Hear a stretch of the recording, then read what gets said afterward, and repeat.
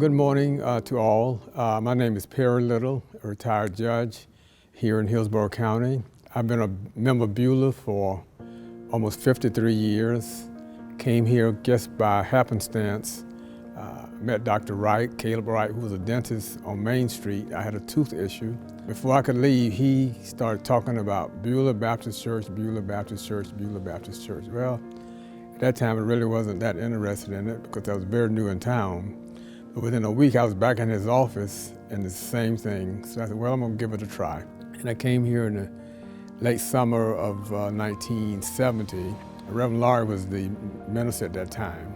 He was an excellent speaker. He had a good grasp of the gospel as Baptist people knew it, and he combined the academic as well as the Baptist in his sermons.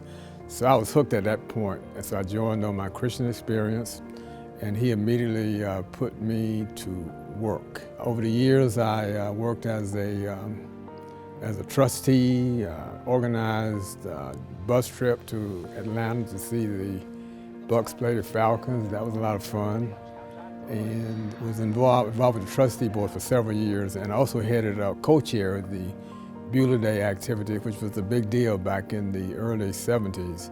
So Beulah has been very nice, very kind to me. I was able to meet a lot of people to help me over the years.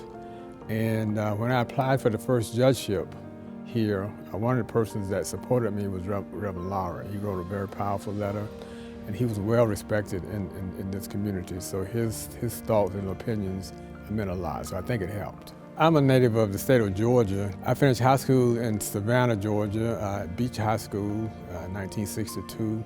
After finishing high school, I ended up going to Morehouse College.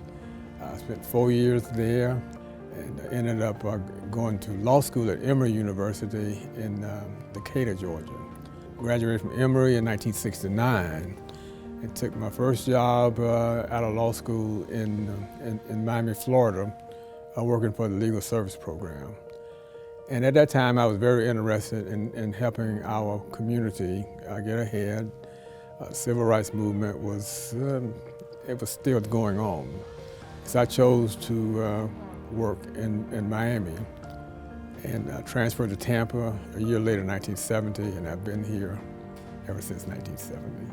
I had the honor of serving as president of the Tampa Urban League. I was Omega Man of the Year one year, received a certificate from Black Student Union at Cooley Law School, had an opportunity to speak at many churches. I was asked to speak, and I never turned anyone down in terms of that. So I've had a lot of honor and recognition during my time here in Tampa.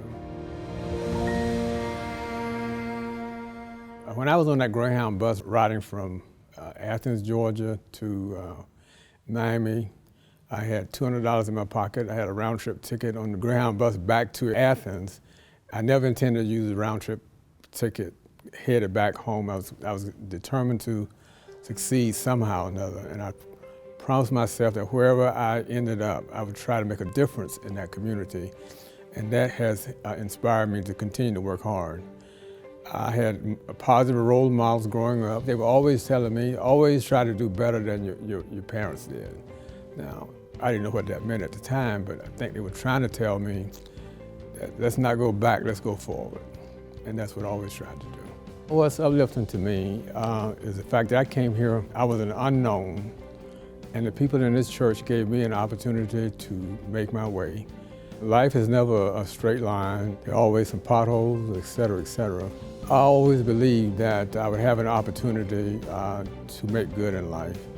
And as Tampa was my frontier, for the young people, there's a frontier for them somewhere else. It may not be Tampa, but it's somewhere else.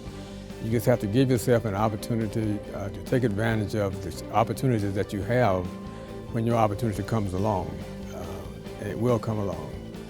It doesn't stay open forever, but you have to be ready. If you're ready, someone will give you a chance to be successful at something.